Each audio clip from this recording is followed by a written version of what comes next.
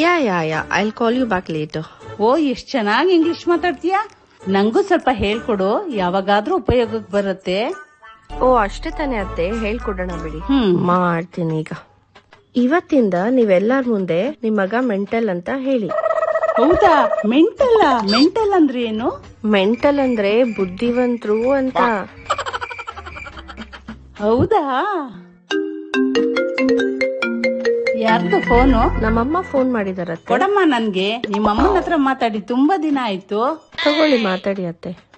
Hello ಬೀಗ್ರೆ, ಯಾಕೆ ಬರ್ಲೇ ಇಲ್ಲ? ನೀವ್ ಬಿಡಿ ಅಪ್ಪ, ದೊಡ್ಡ ಮೆಂಟಲ್ಲು.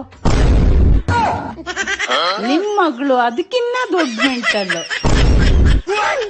ಒಟ್ನಲ್ಲಿ ನನ್ಗನ್ಸುತ್ತೆ ನಿಮ್ ಕುಟುಂಬನೇ ದೊಡ್ಡ ಮೆಂಟಲ್.